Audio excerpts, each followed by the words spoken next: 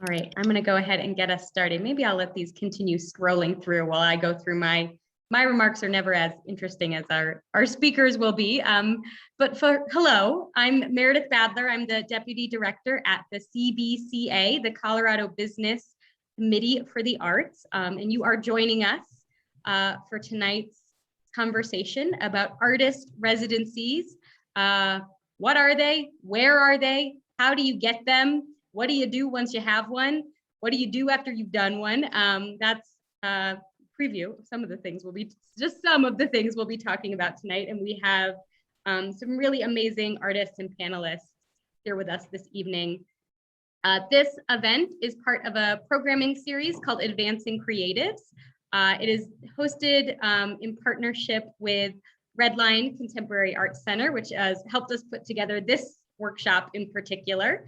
And then the other partners in that series are the Clyfford Still Museum and the Art Students League of Denver. Shout out to the Art Students League. Their BIPOC Artist Residency Program, has applications open. So as you're hearing this tonight, we'll make sure we put a link in the chat there. And actually our final program in the series will be in partnership with the Art Students League on, I believe, December 2nd on copyright law. Tons of fun. But tonight we're here to talk about artist residencies. I'd invite you to introduce yourself in the chat. Let us know who you are, maybe what type of artwork you do, and perhaps what stage of your career you're in. I think that'll be helpful for our speakers tonight to get a sense of who's here. And it looks like we have a pretty intimate group, so hopefully this will be a really good conversation and an opportunity to ask questions. A few housekeeping items. We are recording this webinar. So if you're watching it later on in the future in YouTube, hello to you in the future. We're glad you found this. There is also, for those joining us live on Zoom, again, find your chat, introduce yourself. That's a great way to ask questions. But with this small group tonight, we also invite you to mute yourself when we get to the Q&A portion, so we can have a good conversation. You're welcome to keep your camera on or off, whatever you prefer. And then we do have closed captioning available if that is helpful for you. There will be a button on the bottom of your Zoom screen amongst the chat and video, and one of those that says subtitles. You might have to click more to find it. I think those are all of my notes. I'm going to stop sharing my screen, though I have enjoyed watching all of those beautiful pieces of artwork and fascinating installations, and turn it over to my co-presenter, Louise Martirano with RedLine Contemporary Arts Center, and then she'll introduce our panelists. Thanks everyone for joining. Thank you, Meredith. Thank you, of course, to the CBCA for being the backbone of this program. And then, of course, a shout out to our partners, the Art Students League of Denver and the Clyfford Still Museum. It's been awesome to curate this conversational series with everybody. It's a joy. Tonight, of course, is a topic near and dear to my heart. As the executive director at RedLine, we have a 2-year residency program where we provide free studio space for 2 years alongside a professional development program and community programs that speak specifically to not only social issues going on in the community, but the 5 Points neighborhood. So for those of you on the call who may not know RedLine, please look up our residency, of course. I am joined tonight by 3 wonderful artists. You can already tell from the images that scrolled through, how great work they do. And then also, just in even looking at those images, it's really interesting to just know more about these artists, which you guys will soon learn too, about how residencies, beyond the spaces that they provide, the programming opportunities they provide, the materials potentially they provide, all those types of things that we'll be talking about tonight. Really, it's the network I also think that kind of comes on the other side of them, that it's just, it continues to give and give and give and give. So beyond what may happen in any one residency, I think I just encourage artists to really consider them for the network and relational opportunity it brings to artists in their practice. You just don't know where those opportunities will go. So it's so wonderful, and I have to thank the panelists, Maria Hernando, who is a recent resource artist at RedLine, like a mentoring artist at RedLine, who has a fabulous exhibit up at the Denver Botanic Garden, so please go and see that. Trey Duvall, who is an alumni to RedLine's residency program, but is participating in the annual Resident Artist exhibition and has a solo work at RedLine now as well in our project space. So come check that out. That's open till January 22nd, I want to say. And Qwist Joseph, who I have to say I am like more intrigued than ever after looking at his work, who is in California as we speak, zooming in to be a part of this conversation. So Qwist, I'm so excited to learn more about you and your practice tonight through this conversation. So as a perfect segue, I'd love to hand it over to you, Qwist, to introduce yourself. Perfect. Thank you so much. Yeah, thanks for having me tonight, and I'm super excited to talk about my experiences and chat with these other really amazing artists. So super excited to be here. Yeah, my name is Qwist, and I live in Los Angeles, where I'm an artist and a teacher. I teach at University of Redlands and Pitzer College, where I am right now, even though I look like I'm in a super blank room. And I'm like a multidisciplinary artist with an emphasis on ceramics. That's always been kind of my main medium. I have a master's in ceramics from the University of Nebraska-Lincoln. And I'm really interested in working intuitively and, observing my work as kind of a way to communicate things to myself and about the way that I move through the world and try to learn lessons through my work. I'm very interested in like masculinity and kind of the toxic side of it, and its like stronghold that it has on both me and like American culture. So I've really been kind of emphasizing that in my work lately. And yeah, the residency part, the most important part for tonight. So I've done a few residencies. I've done a residency at the Archie Bray Foundation for the Ceramic Arts in Montana, a little bit of a shorter term residency there, although they do have longer term residencies. I've done a residency at the Roswell Artist in Residence program in Roswell, New Mexico, which is a year-long program. And I've most recently did a 6-month artist in residence at the University of Denver, which was also partly a sabbatical replacement kind of teaching position. So those are my main residencies, and I'm excited to talk more in detail about them. So thanks.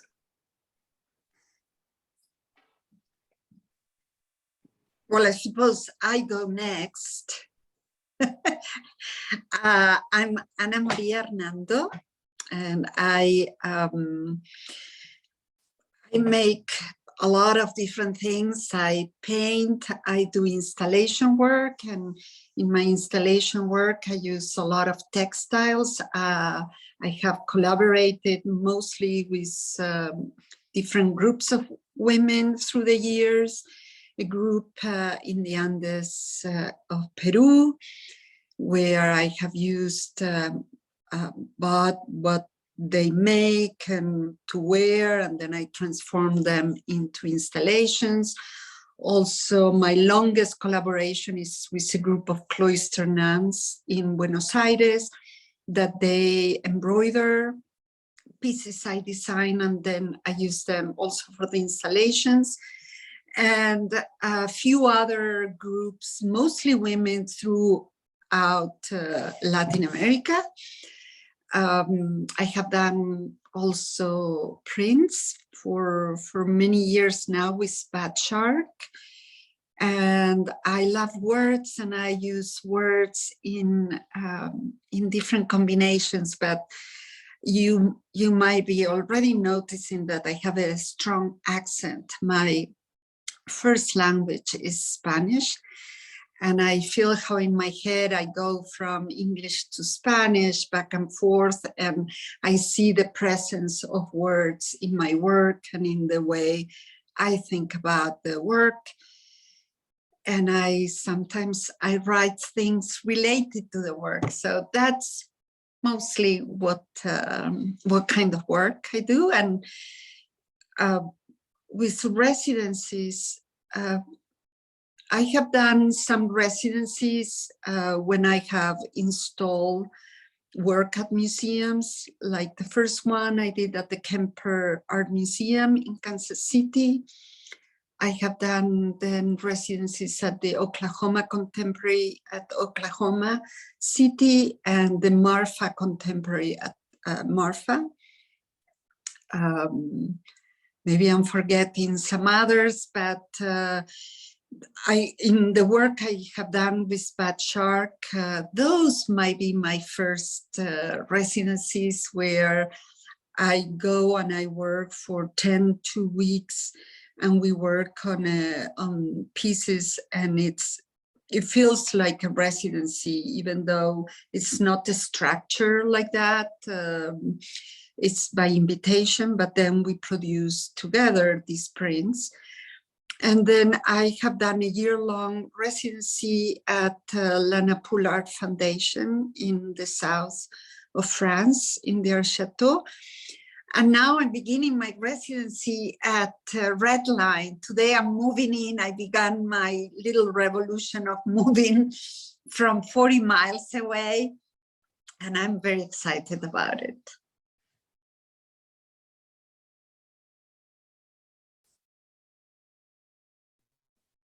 Thanks, Ana Maria. I'm Trey Duvall, Denver-based artist. I finished my residency at RedLine last year.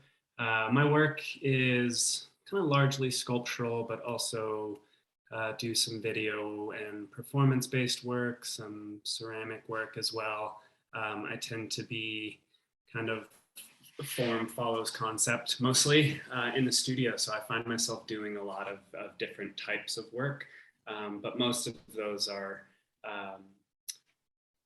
somehow spatially involved, whether that's installation or sculpture or kinetic work. I tend to find myself dealing with objects in space and how we make meaning from objects, how we come to know the function or the application of objects like tools or toys, and how those applications or uses can kind of be manipulated to highlight certain absurdities or futilities or redundancies around the way that we behave with objects or organize ourselves.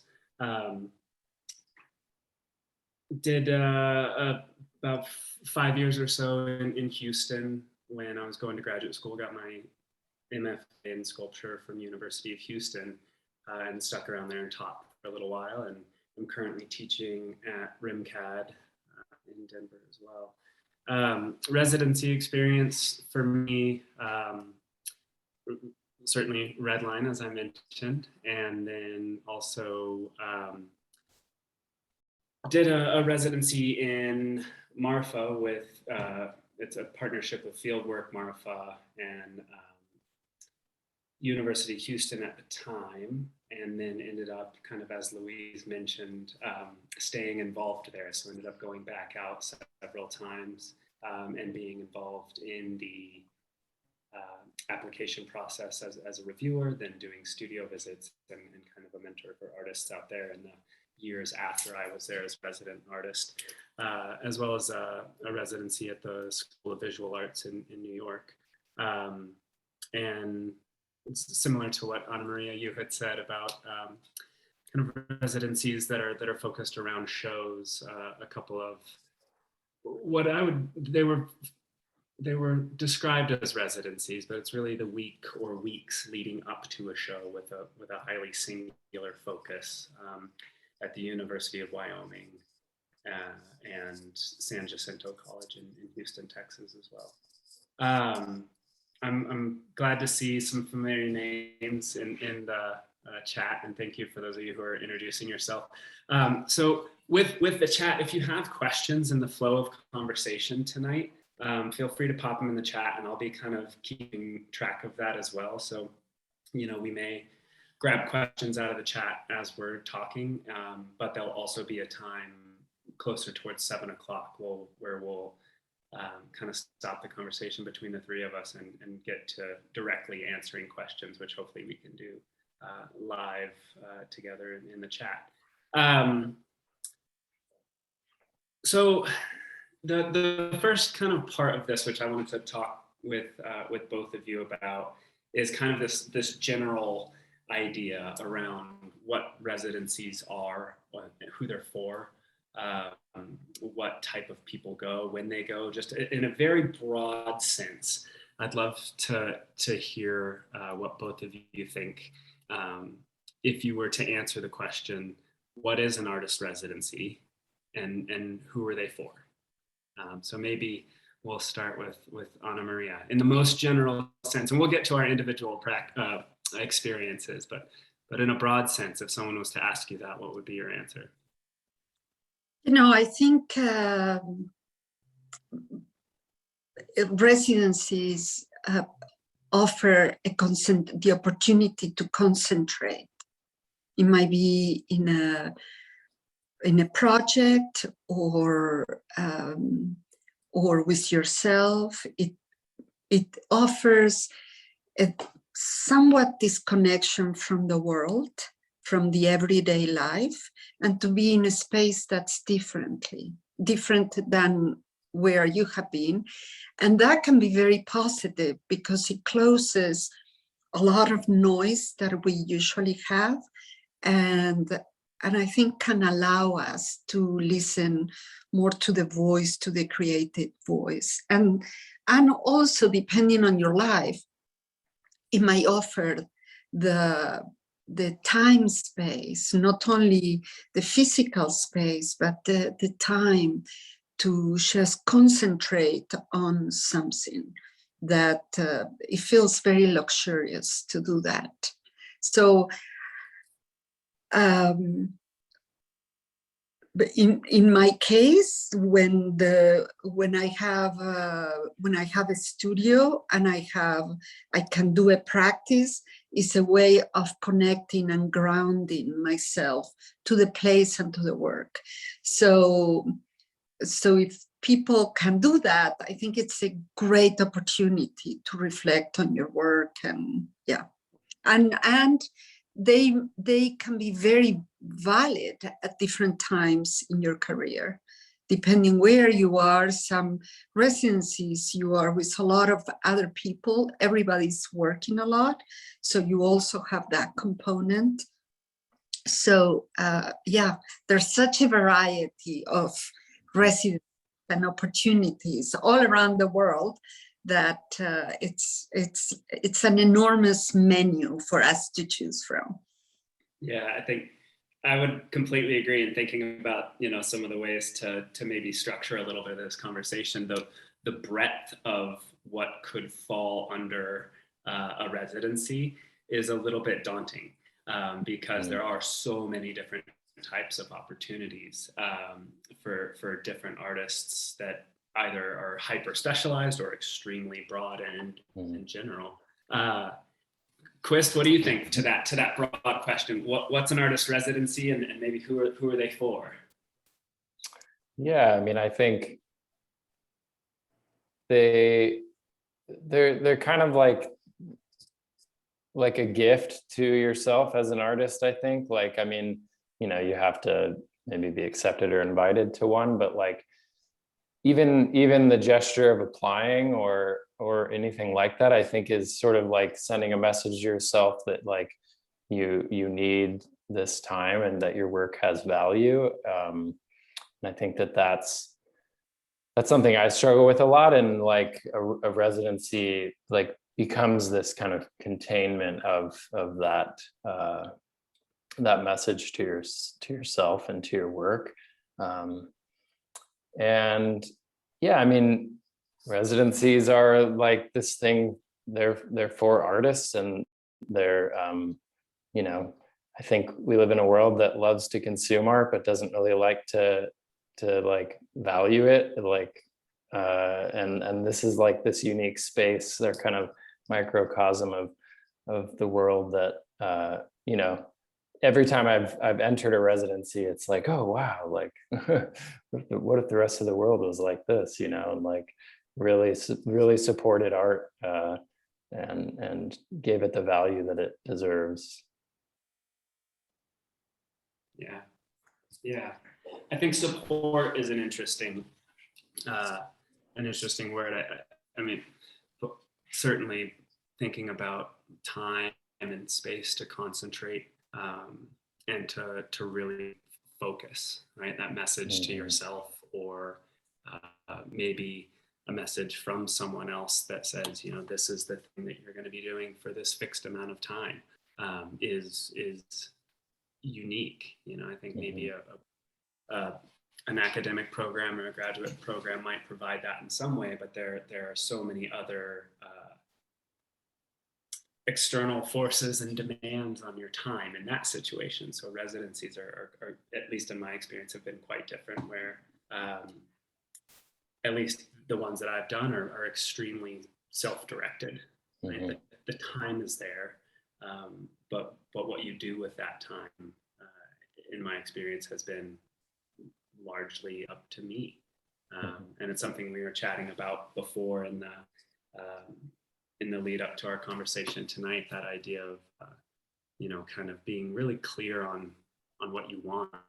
And Qwist, you mentioned, like, even in the process of sitting down to do an application, that's you've already put yourself on that path of defining what it is that you need in that moment of time, and then finding opportunities to exercise that. So I guess that would be a follow-up question then, is maybe you could tell us a little bit about either specific things that you've looked for and applied for, and how did that correlate with a specific moment in time for you with that residency opportunity?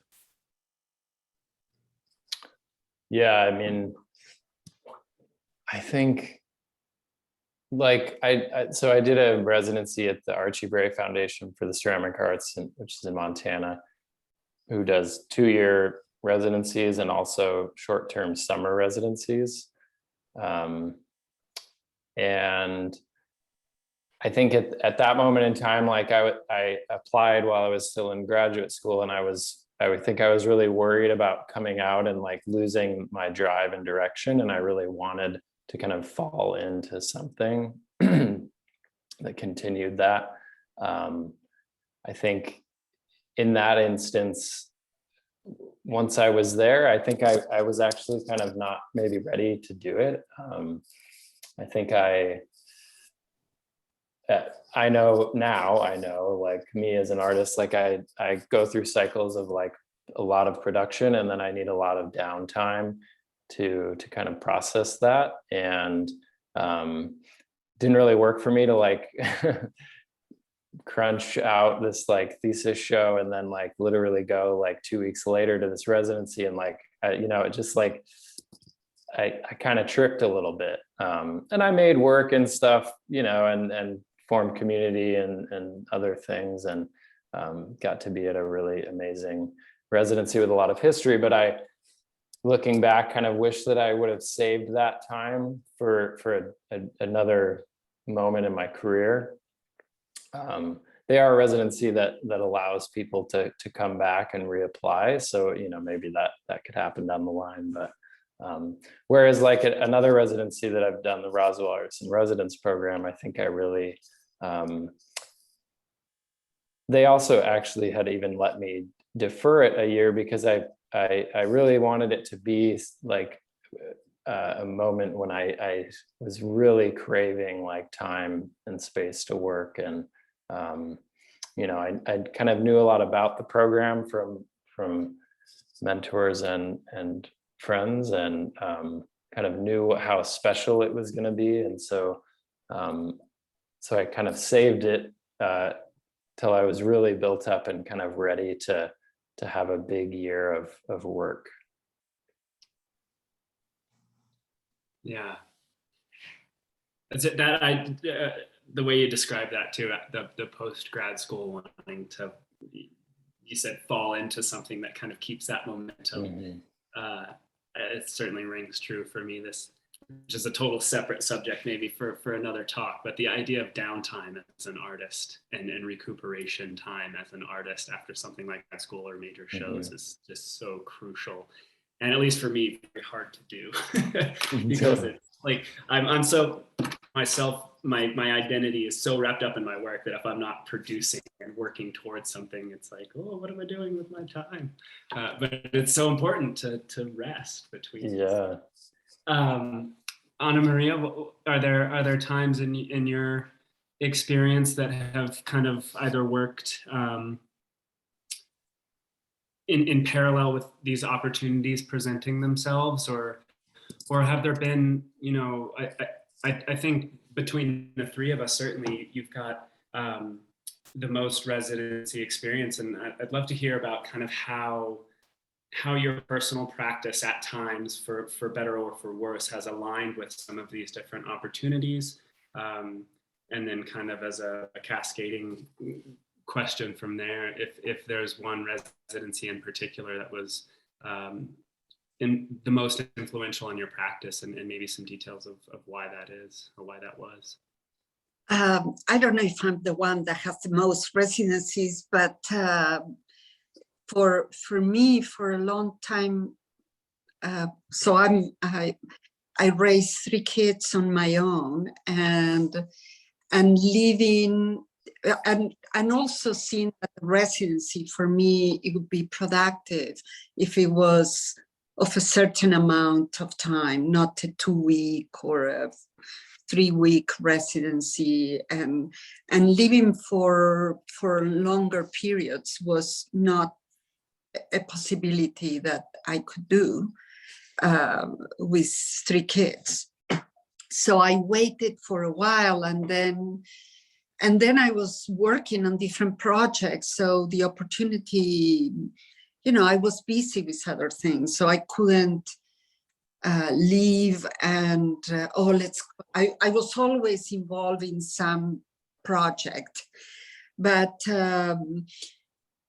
I began to have a taste of the residencies when I began to do the prints with Bad Shark that I was mentioning before. And depending on the residency, you also, many times you have the luxury that somebody else is taking care of meals and is taking care of things that usually you have to take care of. So working with Bad Shark, and we would have this very specific project and working, and you go, and it's a very focused time, but also it's scary because there is a plan to produce a print, but also in all of the residencies. And I think it's the life of the artist too, that you want this to happen, but it doesn't always happen. And so you are always walking with this little fear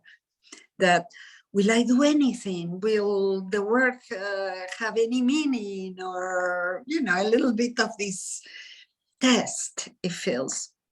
But that special time of, in the case, working with Bad Shark, it's you have a structure that helps you to produce work. There are other residencies, and the same is with a museum show, where you have a residency, but you are working with different groups, but also you are producing, going to have installing for this show. And in the installation process, you are making the work, but it's also contained in some ways. The residencies, like, I work very well with deadlines and with Yes, and unlike the residency that I did in France, there was a plan that was last year, and the residency invitation was for the whole year. And Lanapool offers also residencies that are twice a year for a month. And the one I did was it was part of this award in sculpture.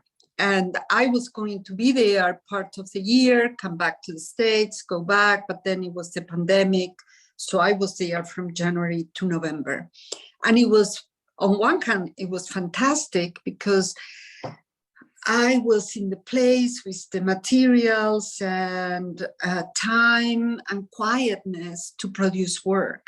And that was, it felt incredibly special. And also to be in another culture and the whole thing of the pandemic. I mean, everything was new in many ways. And so I cannot think of a better way of having spent the pandemic. But I don't know if I'm answering your question. I have gone into so many branches of my but that each of the experiences I have done, they have done an impact on my work in different ways. You know, when you're working with the different people, when just I have found them very, very rich. And the residency of last year in France, I'm still trying to figure out a lot about it. I produce a lot of work. That is for certain. Yeah.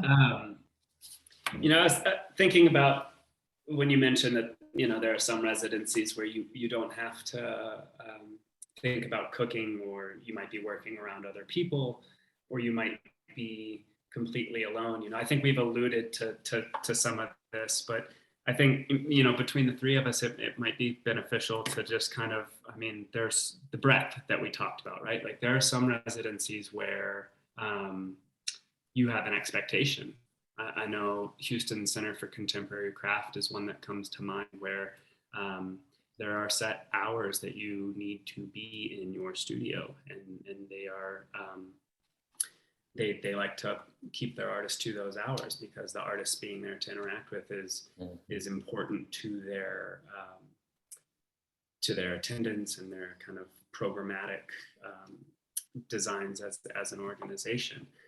There are some residencies where you may need to, or you need, maybe isn't the right word, work towards a show, or you mentioned a print that was supposed to happen. Sometimes there are residencies where there's an expectation of a final exhibition. Sometimes there's expectation of a contribution to that place's collection. There are other residencies that say, you're on your own. We'll check back in with you in 5 weeks or whatever it is. Some residencies, of course, have, Qwist, I'd love to hear your experience at Archie Bray, and maybe Roswell, we could contrast those two. In facilities, right? So some places provide you very specific tools and things that you might need for your practice. And that also kind of brings me to a really great question that was in the chat. Let me find it up here. How do you find a good match among the many different residencies? So then the follow-up questions are from stipends and costs to travel. Name recognition of the residency is something we haven't touched on. Where do residencies fall in validation of your practice? Are they necessary for a CV for an emerging artist? What are your ideas there? And then the follow-up to that as well is, what do you use to vet these different programs? How do you decide what you're going to be involved in? Yeah, I think that's so important. I mean, you know, our access to all of this is like online, and, you know, some residencies have really great websites and really thorough information about what to expect, from equipment to, you know, how much money you're going to get or not get, or, you know, what do you do about, you know, where you're going to live. So I think vetting, like talking to people who've done it, I think is the best thing you can do to like vet a residency and really kind of understand what it is. I think you can also reach out to, you know, whatever type of administration it has, and look for, you know, have specific questions that you don't find online. I think that's totally okay to ask people those things.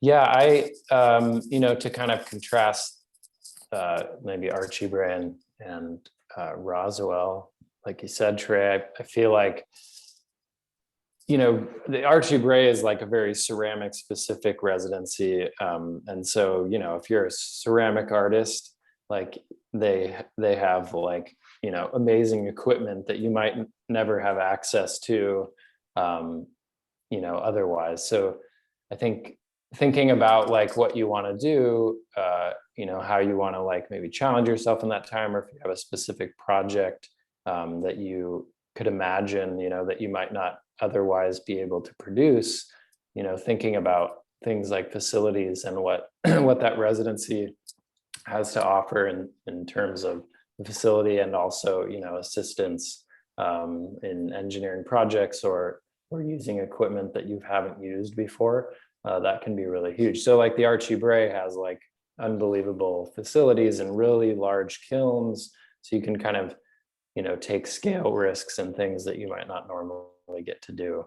The Roswell Artists in Residence program has very like it has like small facilities for like every discipline, like a small print shop, you know, some photography equipment, a small wood shop, a little metal shop, a small ceramics studio, but it's a little more bare bones. So like, you know, going into that, I knew I was, you know, not going to rely on that equipment in quite the same way. But that was really exciting too. And I think something that I've always found, you know, in any experience like this, like getting yourself out of your comfort zone, or, you know, I think we can all kind of get into like a routine about our practice that can be good, but also can be kind of limiting. And so I know like being in Roswell, like having an entire year of time and not having to worry about a job, because you have a stipend as well as a house and a studio. You know, it was like kind of an overwhelming amount of time, but it really like pushed me into avenues of my work that, you know, I would have never gone there if I didn't have that space. And that kind of limit of studio, I think, was important, you know, to kind of, yeah, mix things up a little bit, you know. Yeah. You know, I want to say something about what you were mentioning about artists thinking about their CV, you know, if how strategic you are about thinking about residencies. And I think the most important is trying to recognize what moment you are in your career and what things you need more than what others will see. And strategic, if you are in a place where you need the time inside to work and to develop something that you have so much noise around that you can't otherwise, that you need that space, but also consider, am I in a moment where relating to other artists, relating to other people that are in the residency would be very good. I think that's always great, how you can make a community and help each other with that community of the residency. And that by itself can be super rich.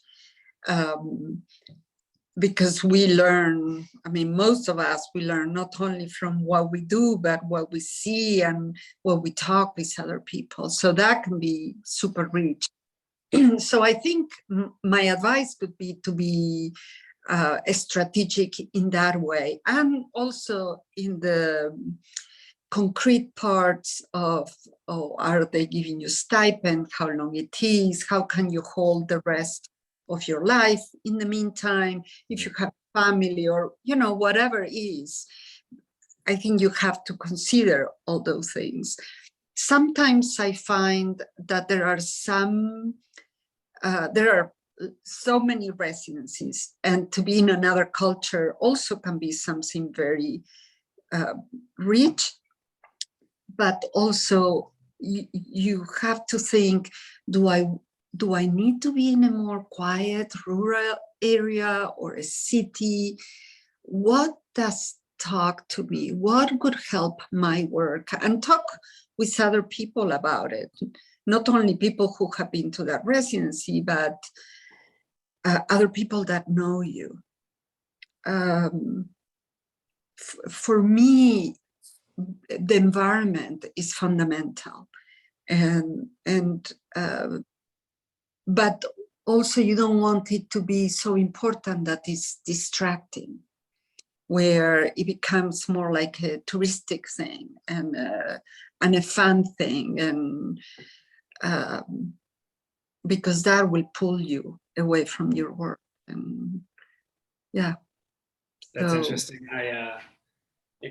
I was thinking about that in the vetting process, how I feel like mine is so hyper selfish, right? In a positive way. It's like my vetting process is like, what do I really feel like I need in this moment?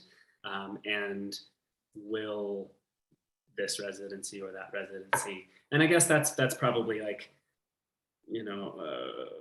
being as realistic as possible of, stipends and what does a residency cover? Like, can I maintain my life to a degree that I need to? And then beyond that, what's it going to do for my practice? Where am I and where do I hope to go? And at least for me, that's kind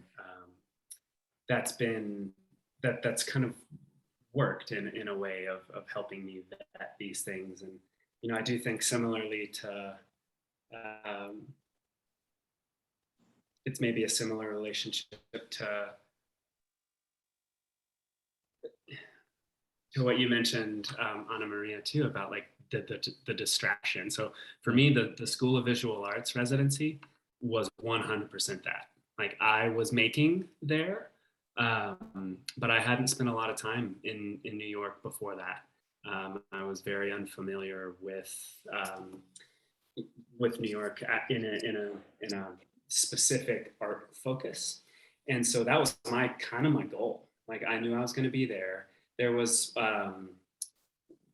one person who was there in that residency who teaches at the School of Visual Arts that I knew was going to be doing studio visits and lectures and kind of with my cohort group.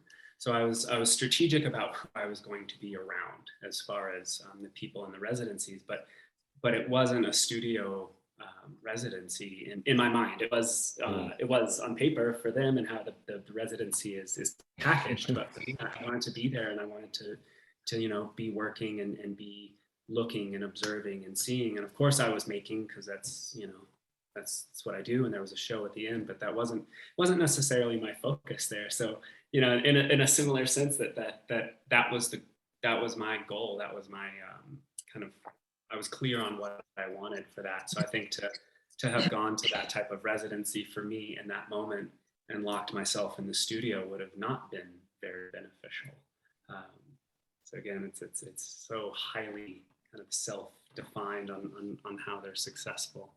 yeah. Which also, I think, for me is an interesting one. That's the only, so again, just juggling all the things that you need to juggle, that residency has a cost associated with it. And so I also had to calculate, can I get, they offer certain scholarships, and so can I align those two things and make it work? If one of those hadn't have fallen into place, it probably wouldn't have worked for me, including then also being able to stay with family, right? There's so much that has to align if a residency program is one that you want to do for a certain set of reasons, but is less supported than others. Which also is a question I wanted to get to directly for both of you. Paid residencies, what do you think about them? Either in a general sense, or what are your experiences with them in the past? I have never done a paid residency, and I'm not completely close to it, but I have a little bit of a question mark. I think you have to know, I know sometimes some institutions, it's the only way that they can be afloat and really make it work. But also, I'm a little, you really have to look if it's a way for that to make money, but then they don't care about what's the level of their residency, or what are the goals of the institution, what is track that they have. But I have not done that, so I don't have much expertise, I have to say. Yeah, I can't say I've done one either. But I thought, like you were saying, I feel like I've always kind of equated that to one that maybe doesn't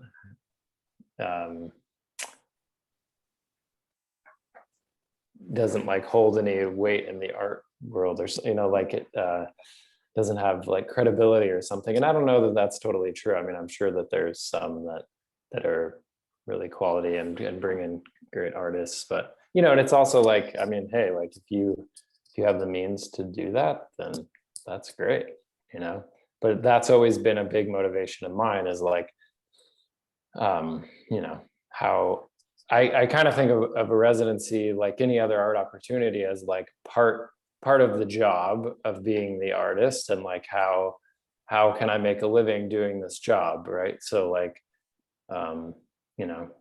who's gonna like help me, give me, who's gonna give me some money? Like I think it's so important, because even ones that give you stipends like Archie Bray or something, you still have to pay to live somewhere, and it can be like, oh my God, like I'm going to get paid to make my work and I get a free studio space. But it's like, okay, maybe you also have to float some other place you live while you're there, and you have to live there, and you have to maybe pay for materials and firing your work if you're a ceramic artist. Like it gets expensive. I mean, I think it comes back to that thing of like investing in yourself. Like it's gonna cost you something, whether it's a big inconvenience or money, and you just have to like suss out whether or not that's like worth it for the growth of your work, I guess. Yeah, it can be kind of a complicated balance. Yeah. It's interesting too, just I asked that because so often, like looking through call for entry, or there's Res Arts, or there's other online kind of databases or open calls for residencies, and so often you pull them up, and then once you start looking down the line, the associated cost with that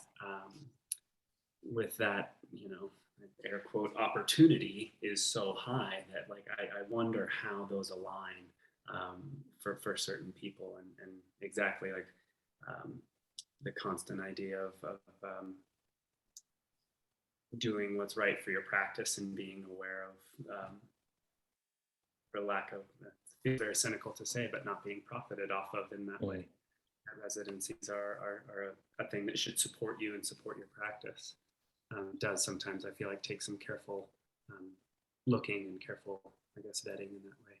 Qwist, I think your comment on talking to people who have done it and looking through, I almost all programs will have a list of artists, their alums, and you know, if those people are in your community, or if you even have a tangential connection to them, an email that says, hey, how was your experience here? Before you sit down to do your application materials, can be so informative for you on whether or not that's going to be the right fit, you know, because as we all know, the process of applying to something and putting your, you know, all of your materials together and really being clear for you on what it is and writing that down in your art statements, like that is a lot of work to do it well. And so this idea of talking to people and talking to artists and figuring out what their experience is, I think it's a really good point. And I want to say that how the goals can be how you were talking a little bit ago about being in New York, and maybe you didn't make that much work, but your goal was to learn more about the city, learn more about other artists, and make connections there. And that is so valid. I mean, it's all of it. It's thinking about, where is my career? What do I want? Do I want to meet people? Like I did one in LA in 2019 with Building Bridges, and we were two artists.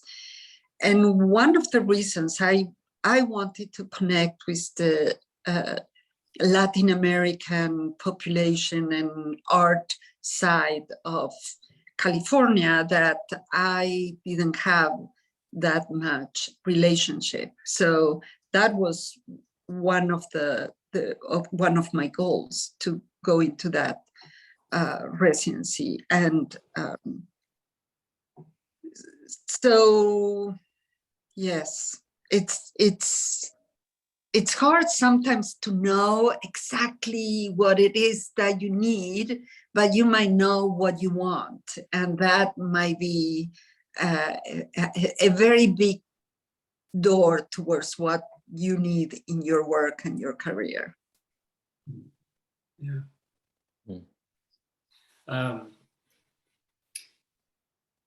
One of the questions that I just saw, which I feel like is a fun one to maybe kind of may lead us into the Q&A a little bit more, is Zach wrote, did you feel ready when you received your first residency? Can you speak a little bit about what you've learned from your first experience? So I think that the idea of readiness and preparedness can obviously go a lot of ways, but that's a great question. And then the follow-up question, what advice would you give to an artist searching for that ready feeling? Is it a carrot on a string? Is there some basic understanding for those new to the idea of residency or of being ready for a residency? It's a tough question. Yeah. I think, yeah, I mean, I touched on that a little. I felt like I kind of wasn't ready for my first residency in some ways. But I don't know. I feel like maybe you can't really know for the first one, you know, like I think apply to a bunch, see how it feels, you know. I mean, it really doesn't hurt to apply. I think applying to things in and of itself is like a practice, you know, like a sub practice of the practice of being an artist. Like it's really like a language you have to learn, I think, is like how to put together a good application.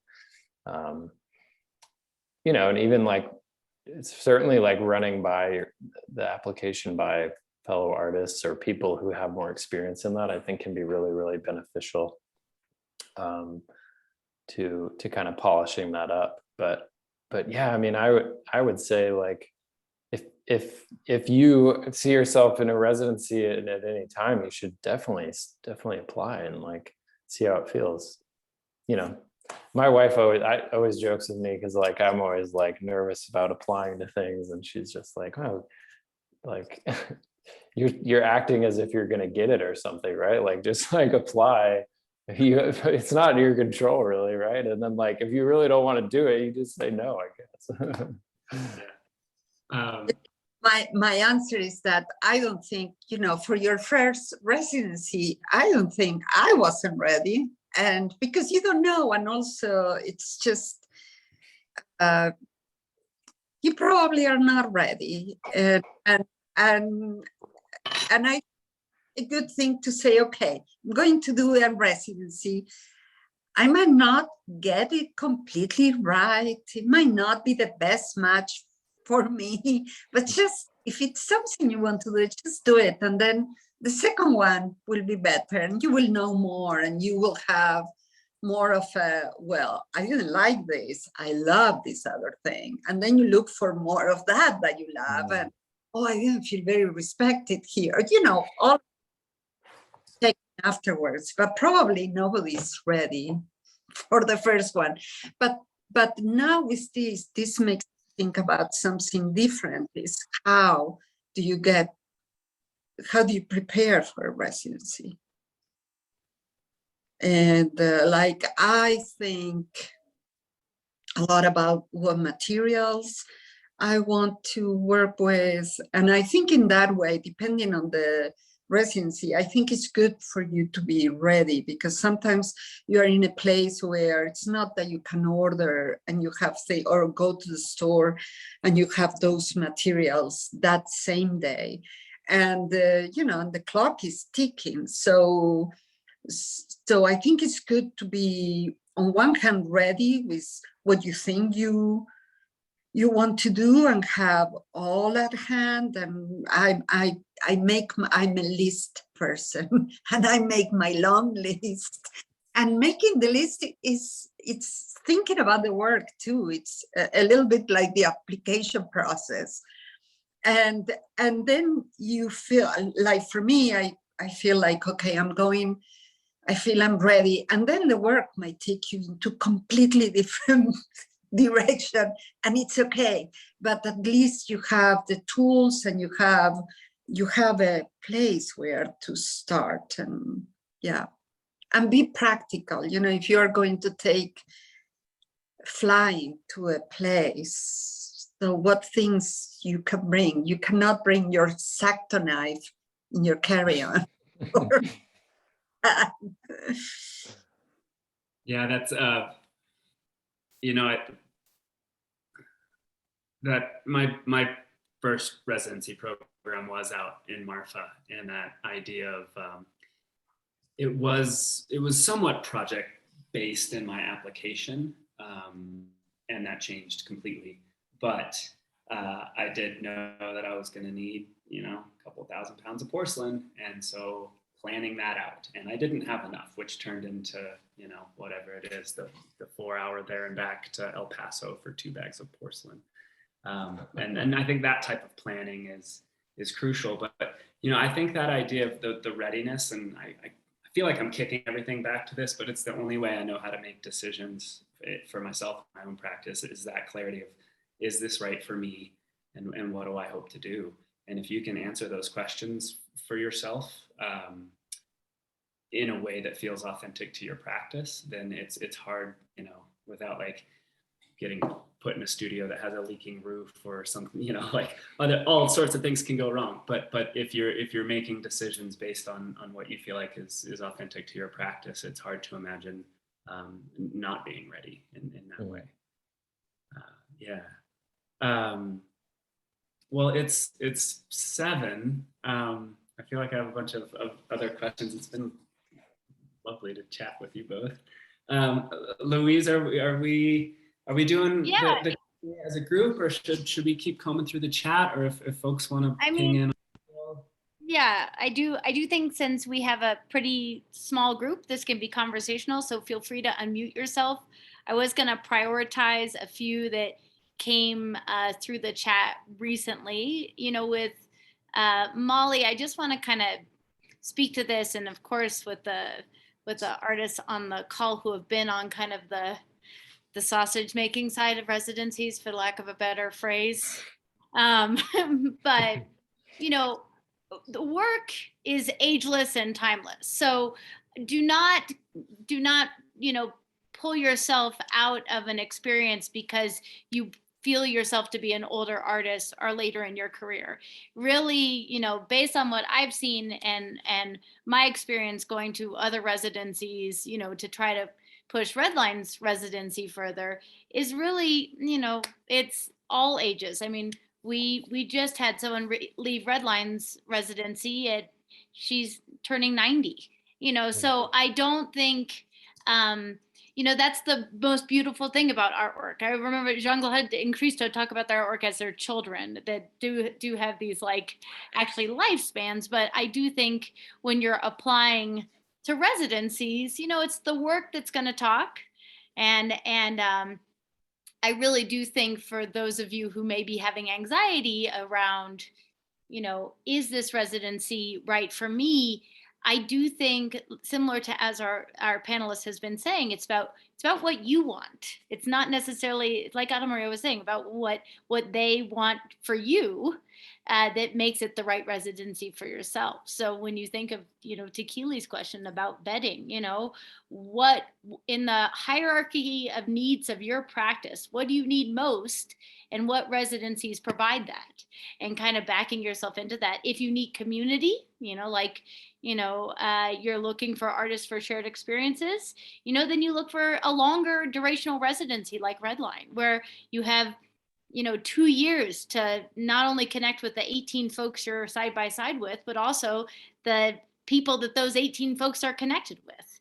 Where if you're looking more like, to Ana Maria's point about, you really need to focus.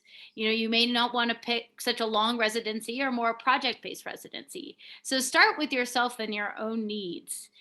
And I always tell people who are interested in applying to RedLine to come into RedLine and ask the artists. Just walk around. It's open studio intentionally so that artists can be a resource for each other first and foremost. And I know Keely on the chat, she has a writing practice, and I know Slam Nubo, which is a new residency at the Art Park, they're going to be doing a writer's residency. And so, do you need quiet space or do you need communal writing space based on the type of writing practice you need? So, of course, there's a whole lot that can right the ship, but how you think of your needs, which can be financial or can be spatial or can be based on proximity to, like Qwist was saying, equipment and materials, or, value, of course, lands in all these different categories based on where you are with your practice. So, you can be very specific based on what you need. But then also, like Ana Maria and Qwist are saying, open yourself up to things you can't anticipate also, because those can be super rewarding.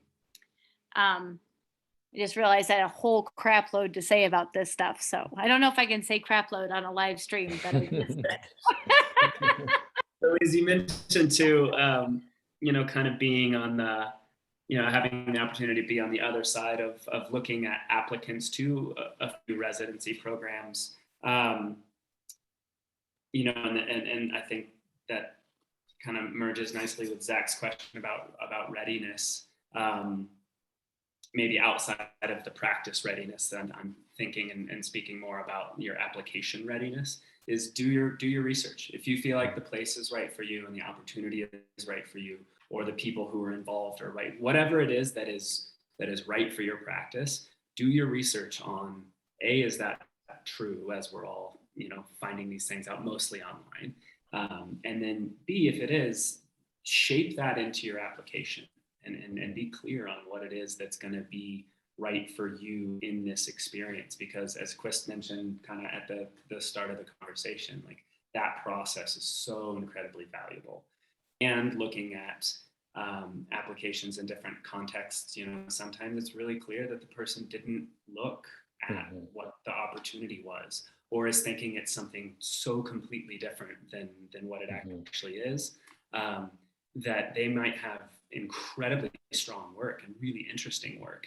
But if that doesn't align with what you're applying to, that idea that yes, the work will always stand on its own as work, and really strong work is really strong work. But if the strong work doesn't meet the opportunity, then it's not going to work out. So also with that, there are lots of things like any application that have to align for anything to be accepted anywhere. And I feel like it's always a process. And Qwist, you mentioned this idea of like, just apply and apply again if you don't get in. And if you don't get in, apply. Our works change, and the way we think about our work changes. The people who are on the panels change. Totally. Being passed over for an opportunity is not a singular no that lasts or moves forward in time. If I can plant one seed in everyone's ear who might be tentative to apply to things, it would be that. Do your research and your application will be better. And if you don't get what you want, keep trying for it. Yeah, it's very, to just speak briefly into kind of the like having a successful residency application, the more you can know about the organization you're applying to and the culture that they have, so you can speak to that, but also making the connection with your current practice and where you are, and just being able to kind of, again, align those two things. This is a program whose values align with mine, whose vision aligns with kind of where my work is going.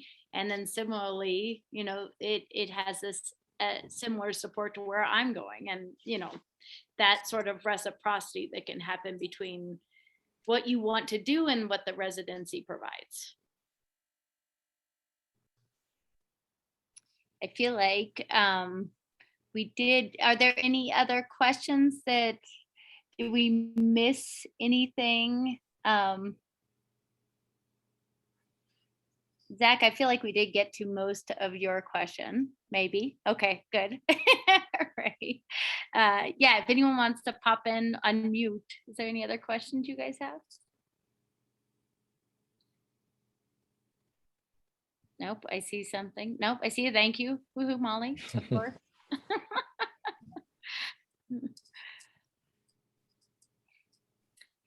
I do think that, just sometimes it's upsetting to me as someone who directs a residency to see how dislocated artists become from, in some ways a different functioning economy and other jobs and professions, and that somehow artists don't approach residencies or things related to a creative career with the same sort of expectations that you would with another job. And I just feel like you really should, because you would never go into a job and expect to pay them. You're doing the work, you should be paid and compensated. And again, value shows up in different ways.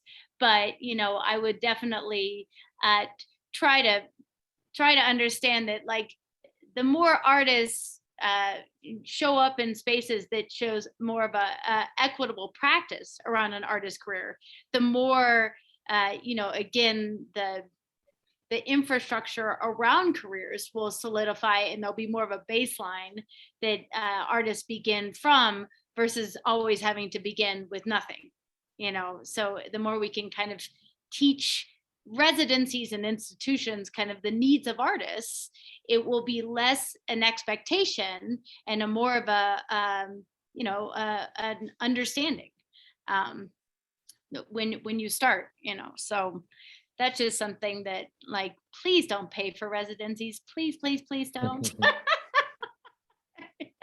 For posterity, for crying out loud. Yeah. Yeah, I think the conversation about it's what there was some years ago so much, and still you hear that about exposure. Oh, we're giving you exposure. Yeah. We are so close. Maybe. If the residency is trying to sell itself to you, chances are that it's not going to be very helpful. Yeah. Molly, do you have a question?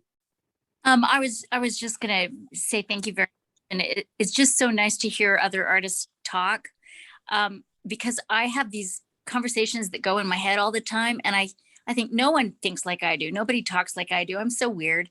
And then I hear other artists and I go, oh my God, they're speaking my language.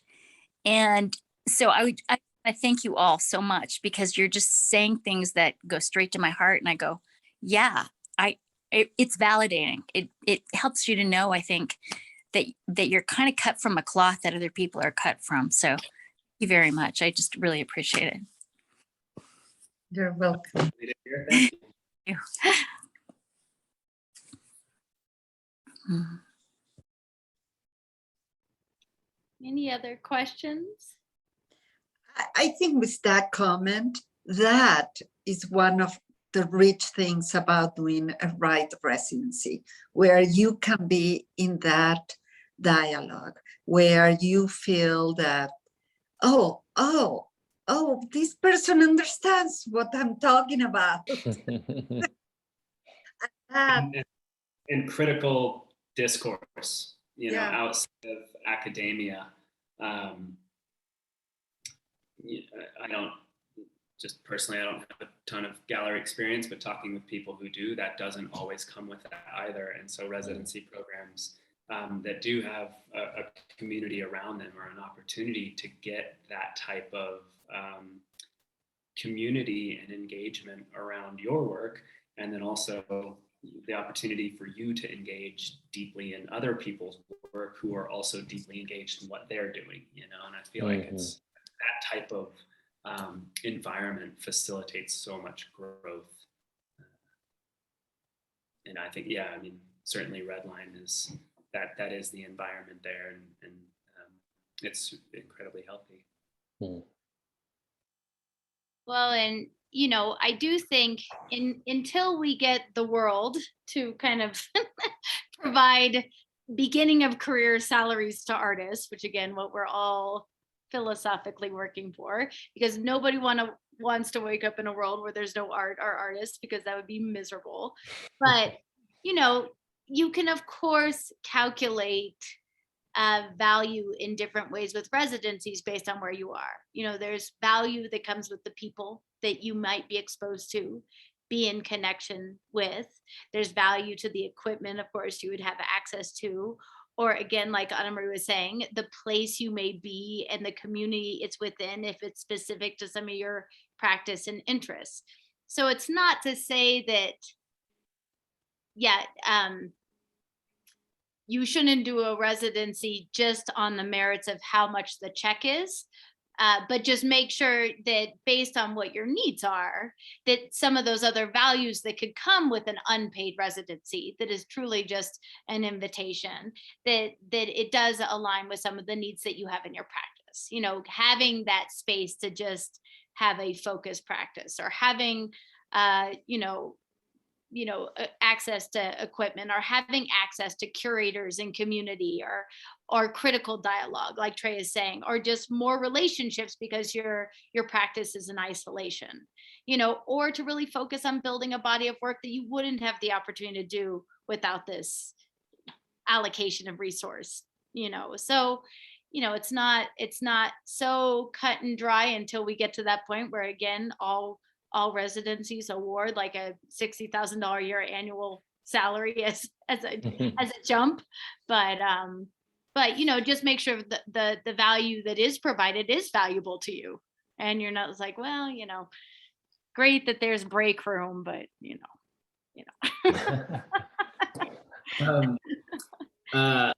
For everybody, I mentioned Res Arts and call for entry. Qwist or Anna Maria or Louise, what are some other things? Where do you go besides word of mouth when you're producing either with a resident or other opportunities? I mean, social media is big way to find things, I think, and anytime something pops up on my thing, some new art opportunity or residency thing, I'll just like follow it, and then they'll tell you when to apply. It's like it's time to apply. And I think those things are really helpful to get. There's another trans artist is like a thing like Res Artists. I'm not sure which one's better. I haven't spent a ton of time on either of them, but and email lists, I mean, that's handy too. they'll send out a blast about applications or whatever. I think that can be really good. Yeah, and being in conversation with artists about their residencies is kind of how I've mainly, I always kind of think fondly of UCross because of I know you're with a smaller group of people, but like each day when you get up, they have like a packed lunch, bag lunch sitting outside your studio door. Like, so there's just these little kind of intimacies that you learn about different residencies based on artists you're in community with, and just like, oh, that's kind of lovely. And so some are more really communal, like Lana Pole at times can, really, you'll have a cohort of artists that you eat every meal together. Having social anxiety, I think that would be terrifying to me at some time. Like I would need to have a place to hide. But, for those who have been working in isolation in their practice, it would be just probably lovely to have a meal every night with a group of artists to share ideas. So yeah, I feel like where I go is through word of mouth mainly, but then I try to remember kind of the special moments that are shared with me to share on, Anna Maria, getting your slew of invitations, how do people find you? I'm the worst at applying. Things I don't have that much to say, but with all of these things we have said, also I'm a believer of how things align, and this is not going to be probably useful to anybody what I'm going to say, but I have this belief of how things align in kind of a magical way. And I don't know if it's your work that is attracting a certain opportunity or what, but I have felt very lucky in the opportunities that have come to me. And being, saying this also, when things come to you, also how to be critical, if that, because it's coming to you, if that is going to be useful or not, or will be distracting you from where you should be. So, yeah. But a great thing about residencies is that at the end, it's a great adventure. It's just, there's so much unknown, and you are jumping into a pool that still the water is coming in. So you don't know if by the time you get to the inside the pool, it will be full or where. But that's, I think residencies are an adventure. Yeah. And it just also like continues that growth of network, you share that experience with these other artists, and I know all the people who I've been in residencies with, and it's like a lot of people, and they know a lot of people, and you just it kind of builds on itself. I think you learn a lot through the people and like I had this like accomplishment when I was part of the Roswell residency that allowed me to go and do this talk. And that's how I met Trey, like in Minneapolis. And, then we like found out we both had been in Colorado, and, and then I was in Denver, and it's just, it's amazing. Yeah. It's funny how that, with it, for as broad and populous as the art world is, it's so nice when those types of connections, how often they happen. And I feel the same way, like through residency programs. It's like, oh, right, you're okay. And at RedLine, I mean, kind of moving into the residency, there was another artist that was from Houston that we were working, 2 floors apart from one another, and then ended up at RedLine. And that's also turned into a wonderful relationship. So, I think network, I don't know. I always, when I hear networking, it can sound like such a, I don't know, slimy word, or like that Totally. the reason to do a residency is because it's going to look good on your CV. Or to Keely's question about like, I don't know if she used prestige, but like these residencies to be a line item is not really something that I think is super beneficial. And same thing for networking, like just to go to a residency just to network is also not really the right reason to do it. And that hammering the same idea is that if it's authentic to your practice and you can answer the question like, is this going to help me move forward with the work or help the work move forward independently of me sometimes, then it's right. Yeah. Talking about, you're all talking about the people and the other people who are in the residencies, they can become so important. And last year when I was at Lenapool, so I was in this 1 year thing, but then their spring residency began at the beginning of March. And then the middle, halfway in their residency, and I had my own studio, my own apartment, and then I could be with the group or not, it was kind of my choice. But then when the lockdown, the whole changes around the world came halfway in March, most of the artists were able to leave, but 3 stayed, and they stayed. One from Northern Italy stayed until the beginning of May, and 2 from the United States until the end of April. And we were our community, and that was so important, how we were helping each other and who was cooking and who was, and the rest of the world had kind of disappeared. And it helped to support each other too. And the people of Lenapool that were fantastic and super generous.